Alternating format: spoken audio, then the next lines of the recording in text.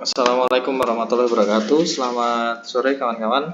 Jadi untuk pertemuan 12 kita membahas mengenai Microsoft Visio ya. Jadi Microsoft Visio ini sebenarnya Anda bisa install di Microsoft, bawaannya Microsoft, atau kalian juga bisa langsung mengaksesnya lewat website. Anda klik aja misalkan untuk diagram untuk UML ataupun draw.io. Ini juga salah satu website untuk menggunakan flowchart ya. Nah, Anda tinggal klik cari di Google ya, draw.io, terus kemudian Anda klik saja. Nah, nanti muncul tampilan seperti ini. Nah, di sini ada dua pilihan kawan-kawan. Biasanya pada waktu Anda masuk, itu biasanya Anda dipilih atau diminta untuk memilih Anda mau menyimpannya di mana. Entah itu di Google Drive atau di Dropbox ataupun di device, karena ini saya milihnya di device ya. Untuk device ini sendiri, nanti setelah muncul tampilan seperti ini, nanti Anda tinggal memilih dua. Anda meng-create atau Anda membuka diagram yang sudah Anda buat. Kalau Anda membuat, berarti Anda tinggal memilih untuk filenya saja. Tapi kalau misalkan kita ingin membuat dari awal, nah kita pilih yang create new diagram. Nah seperti ini ya. Ini ada basicnya, ada banyak sekali ya kawan-kawan. Sebetulnya untuk Visio itu bisa digunakan macam-macam ya. Jadi bisa buat database. Ini ada kelas diagram. Ini untuk membuat diagram terkait dengan database. Terus kemudian ada flowchart. Flowchart itu biasanya kalau kalian melihat di perusahaan Anda itu biasanya kan ada SOP. Nah, SOP itu biasanya dibuat itu dengan menggunakan flowchart kawan-kawan. Terus kemudian di perusahaan Anda pasti ada yang namanya organizational chart ataupun ada struktur organisasi ya. Ini juga bisa Anda gunakan. Lalu kemudian ada swimlane diagram. Ini untuk menentukan interaksi satu bagian dengan bagian lainnya ataupun dengan menggunakan entity relationship diagram atau ERD ya. Ini mungkin kawan-kawan yang dari bisnis digital mungkin sudah pernah mencoba untuk yang flowchart dan entity diagram relationship ya. Terus kemudian ada sequence diagram, kemudian ada simple Kanban board, kemudian ada cross functional flowchart. Nah, kalau misalkan Anda ingin membuat sebuah alur kerja ya, ini biasanya Anda bisa menggunakan flowchart ataupun Anda juga bisa menggunakan cross functional flowchart.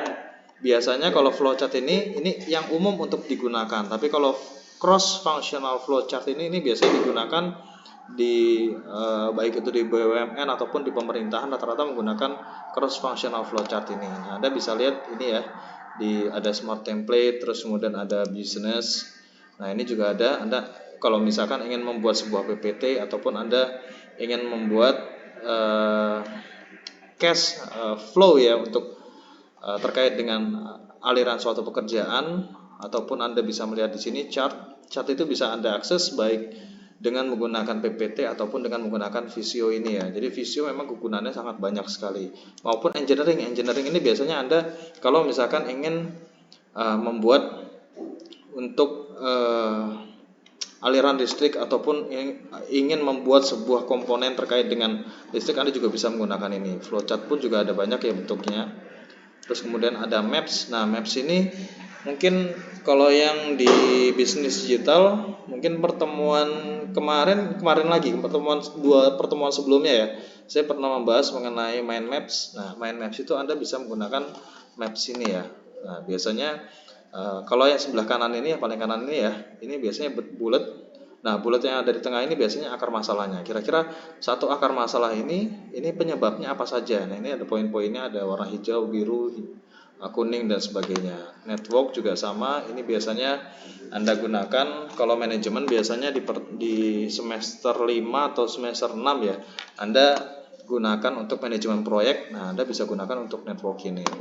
Software ini kalau misalkan terkait dengan penggunaan ataupun pembuatan sebuah software, tables dan UML. Mungkin yang akan saya bahas ini UML ya kawan-kawan. Karena UML ini biasanya sering banget Anda gunakan baik itu dalam bentuk SOP dan sebagainya ya. Ini mungkin yang paling basic dulu, ini yang paling kiri ya. Nah, kalau misalkan Anda sudah pilih di sini, mungkin saya jelaskan lagi ya. Untuk layout terakhir ya. Untuk layout ini sebenarnya Anda misalkan ingin menggambar sebuah dena terkait dengan ruangan ataupun Anda ingin membangun rumah contohnya. Nah, ini kan Anda butuh ukuran-ukurannya. Nah, misalkan garasi berapa meter, terus kemudian untuk ruang tamu berapa meter. Itu Anda bisa gunakan layout ini. Nah, lanjut saya bahas mengenai UML. Ini saya bahas yang paling pojok kiri ini kawan-kawan ya. Ini namanya diagram UML yang paling basic. Kalau misalkan Anda sudah pilih, lalu kemudian Anda tinggal klik create. Nah, nanti akan muncul ini Anda akan diminta untuk menyimpannya itu di mana. Mungkin saya simpan di sembarang aja ya. Saya tulisin misalkan pertemuan 12. Nah, ini ada save as type-nya. Ada XML. XML itu biasanya Anda buka di baik itu di Chrome ataupun Mozilla. Ada bitmap image, ini berupa gambar. Kemudian kalau misalkan editable vector image ini, kalau misalkan Anda ingin mendesain ulang terkait dengan gambar tersebut, ada HTML file, ini juga sama HTML, XML, dan ini terkait dengan kalau misalkan Anda mau buka di suatu website ataupun Anda menggunakan Google Chrome sebagai alat untuk membuka gambar tersebut. Nah, saya akan membukanya itu editable bitmap image ya. Ini adalah gambar, biasanya extensionnya itu adalah .png. Nah, kalau yang editable bitmap image kita tinggal klik saja, terus kemudian save. Nah, kita tinggal klik. Nah, ini sudah muncul alurnya ya. Nah, ini sebenarnya sudah kelihatan, Anda tinggal masukkan aja. Nah, cirinya kalau misalkan Anda membuat sebuah SOP ataupun membuat sebuah alur kerja, yang paling pertama kali Anda buat itu adalah initial. Initialnya itu biasanya dalam bentuk bulat ini, seperti ini ya. Ataupun Anda menggunakan kotak rectangle tapi tidak yang siku, tapi yang bulat. Nah, round rectangle. Nah, Anda bisa klik ini ataupun yang ellipse. Karena kebetulan ini kita menggunakan yang bulat, nggak apa-apa. Terus kemudian untuk yang kotak ini menggambarkan sebuah proses. Misalkan ada proses Anda menyalakan motor. Nah, Anda pertama kali ini kan start dulu ya. Artinya Anda menggunakan kunci. Terus kemudian Anda ingin menyalakan motor. Ya, artinya Anda memasukkan kunci tersebut ke dalam stop kontak. Lalu kemudian selanjutnya yang di bagian bawahnya ini kemudian Anda putar ke kanan. Terus kemudian Anda pencet untuk starternya ataupun Anda menggunakan kickstarter dan seterusnya. Nah, itu adalah langkahnya. Nah, ini ada awal, ada initiator, terus kemudian yang paling terakhir itu ada finishnya. Nah, finishnya itu biasanya, di sini kawan-kawan. Ini paling pojok. Ini biasanya digambarkan setiap ada proses, ada awal dan ada akhirnya ya.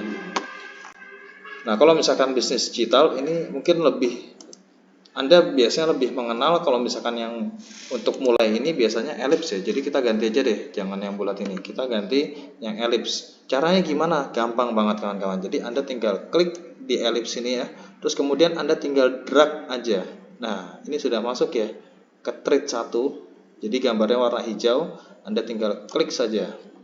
Nah, terus tinggal Anda sesuaikan untuk ukurannya aja. Gampang banget kawan-kawan. Nah, sini Anda tinggal klik 2 kali untuk menuliskan kata-kata yang ada di dalamnya. Untuk kata-kata di dalamnya biasanya saya tuliskan untuk start. Nah, seperti ini. Untuk misalkan kita analogikan sebagai mau menyalakan motor lah. Dari start, terus kemudian kita langkah selanjutnya adalah mencari kunci ya, atau mengambil kunci. Contoh aja kawan-kawan. Ambil kunci. Lalu kemudian langkah selanjutnya adalah memasukkan kunci ke dalam stop kontak ya, bukan stop kontak, ya stopnya ya, untuk yang tempat kuncinya itu.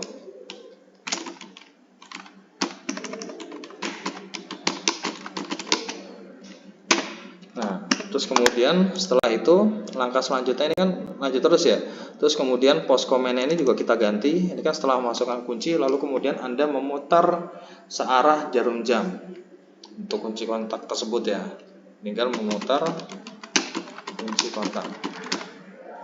Nah, terus kemudian karena ini kan thread, kalau misalkan kita ngomongin masalah menyalakan kunci motor, alias kita perlu satu aktivitas saja. Jadi kita tidak butuh thread 1, thread 2 dan sebagainya. Jadi kita cuma butuh thread 1 ataupun kita butuh alur prosesnya satu aja. Jadi ini kita hapus aja kan kawan ya. Nah seperti ini, memutar. Nah ini kan ada yang arah kanan ya, Anda tinggal klik saja, lalu kemudian pencet delete. Nah seperti ini ya, ngambil kunci lalu memutar kunci kontak. Terus kemudian Anda tinggal tambahkan lagi prosesnya.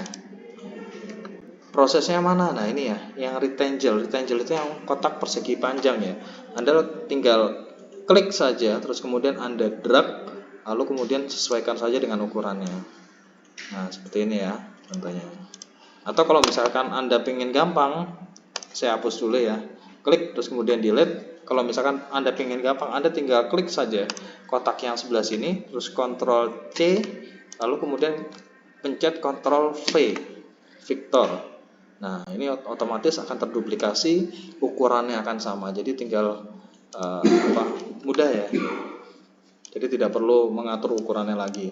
Nah setelah Anda mutar kunci kontak, lalu kemudian Anda melihat lampu indikator motor.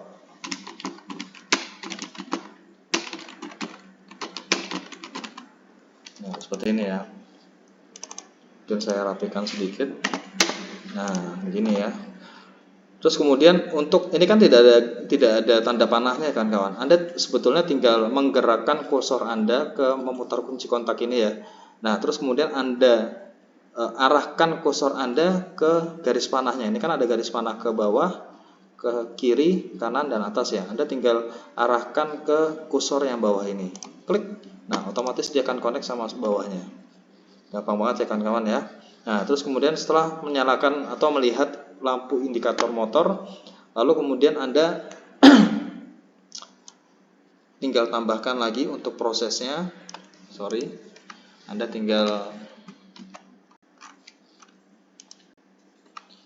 tinggal seperti tadi lagi, tinggal pencet Ctrl C, terus kemudian Ctrl V. Nah seperti ini ya. Terus kemudian setelah melihat indikator lampu motor, lalu kemudian Anda melakukan engine starter ya.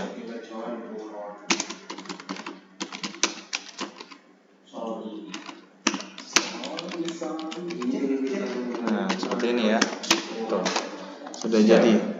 Caranya pun juga sama. Yang melihat indikator motor dengan melakukan engine start ini, Anda tinggal arahkan kursor Anda itu ke arah lampu indikator motor. Karena ini jaraknya terlalu dekat, jadi untuk kursor ke bawahnya itu tidak muncul. Maka gampang banget, Anda tinggal agak ke bawahkan sedikit untuk engine startnya ini. Terus kemudian Anda gerakkan kursornya Anda lagi. Nah nanti kan muncul ya. Anda tinggal arahkan kursor Anda ke panah yang bawah ini, otomatis dia akan connect. Seperti itu ya kawan-kawan ya. Nah setelah melakukan engine starter, ini kan sudah jadi nih. Mulai dari start, terus kemudian mengambil kunci, memasukkan kunci, memutar kunci kontak, melihat lampu indikator motor, melakukan engine start. Jadi seperti itu ya. Kalau misalkan yang versi sederhananya kawan-kawan, sebentar saya rapikan sebentar ya kawan-kawan ya. Nah kalau misalkan yang versi sederhananya, ini setelah melakukan engine starter, kita asumsikan bahwa prosesnya itu sudah selesai. Nah kita tinggal tambahkan di sini ya. Ini untuk endingnya. Nah Anda tinggal sesuaikan aja ukurannya, terus kemudian Anda luruskan. Nah caranya pun juga sama. Untuk mengkonekkan antara engine starter ini dengan yang bawah ini, Anda tinggal klik untuk arahkan kursor Anda itu di melakukan engine starter, terus kemudian klik kursor yang bawah ini. Nah otomatis langsung connect dia. Tinggal saya rapikan sedikit kawan-kawan. Nah seperti ini. Nah ini adalah kita tulis N atau selesai ya. Nah ini adalah urutan aktivitas yang paling gampang kawan-kawan. Nah kadang kalau misalkan kita berbicara naik motor ya, kadang-kadang kan pada waktu kita melakukan engine starter, terus ternyata akinya itu mati. Terus bagaimana? Nah kalau misalkan Anda melihat seperti itu dengan kondisi tersebut, Anda tinggal melihat atau membuat satu aktivitas. Aktivitasnya itu namanya aggregation. Aggregation itu artinya pilihan. Kalau misalkan Anda dihadapkan satu pilihan. Nah, itu biasanya ada ya atau tidak, ya kan? Nah, cara untuk membuatnya sebetulnya gampang sekali. Karena Anda bisa tinggal lihat di sini, ini ada bentuk yang diamond ya. Yang diamond ini Anda tinggal tarik saja ke kanan sini. Nah, seperti ini ya. Nah, ini diamond itu artinya, saya kecilkan sedikit.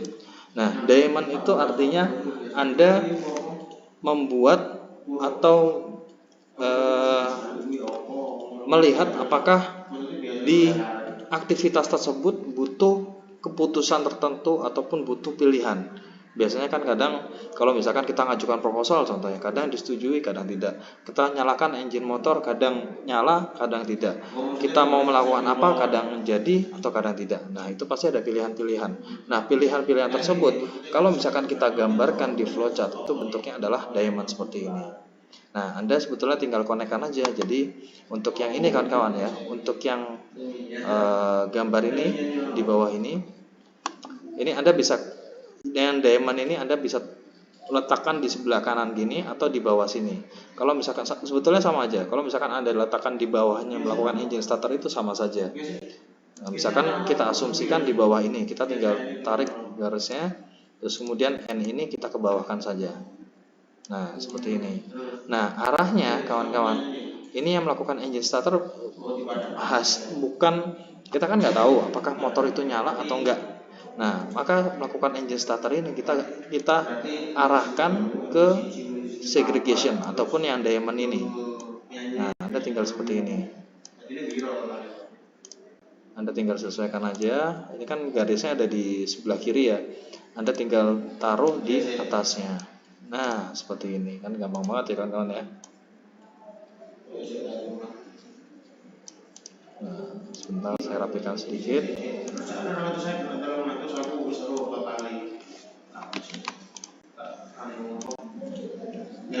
Saya delete aja deh. Nah, seperti ini ya.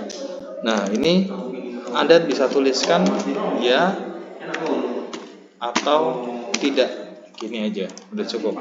Artinya kalau misalkan ini nyala, berarti kalau misalkan Anda nyala, berarti kan ini aktivitasnya sudah berhasil ya. Berarti Anda tinggal menghubungkan antara yang Y atau tidak ini karena selesai. Karena kan Anda mau menyalakan motor dan motor itu nyala tanpa ada masalah. Ya udah, dari segregasi ini ataupun keputusan Anda tinggal arahkan ke N ini.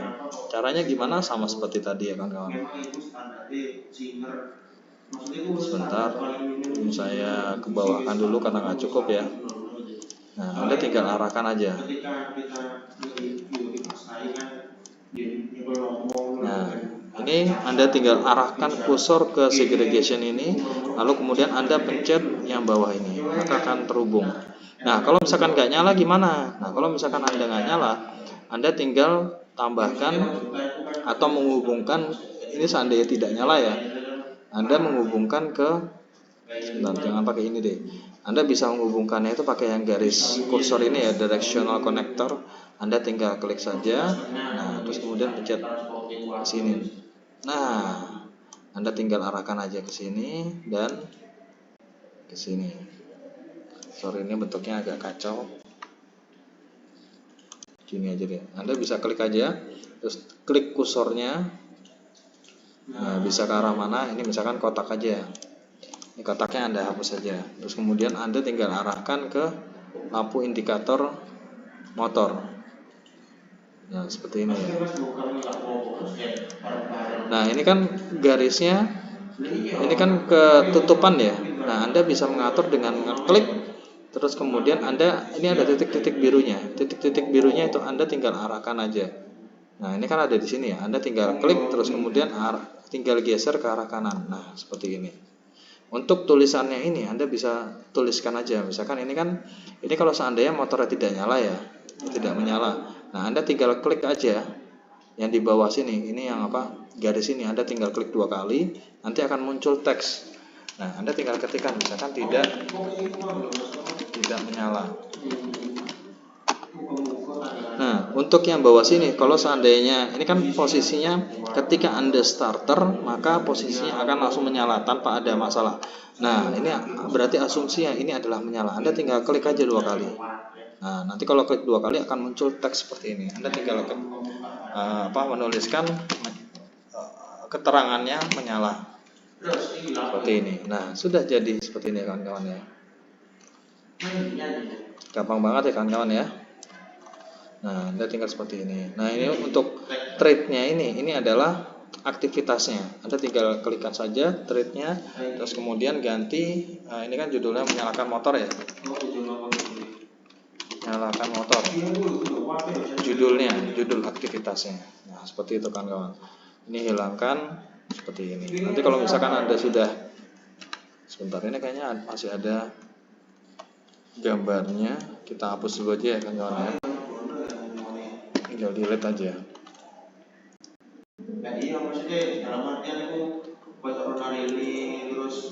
Nah, tinggal seperti ini. Ini sudah jadi. Anda tinggal save seperti ini ya. Jadi ini sudah muncul. Ini kalau misalkan Anda ingin save as lagi, ini kan sebetulnya sudah tersimpan di desktop ya. Untuk memastikan lagi, Anda tinggal klik save as-nya tadi, file, terus kemudian save as, atau Anda tinggal pencet Ctrl Shift S. Nah, itu sama saja ya. Ctrl Save as, terus kemudian Anda tulis di sini ya untuk judulnya. Ini karena sudah ada, ini kita tinggal klik saja, terus kemudian nah ini biasanya akan muncul di you want to replace it. Nah, tinggal yes saja. Ini sudah muncul di halaman desktop Anda. Nah, mungkin Anda bisa coba-coba. Silakan, nanti kalau misalkan ada pertanyaan, monggo ditanyakan aja. Saya tutup. Terima kasih. Assalamualaikum warahmatullahi wabarakatuh.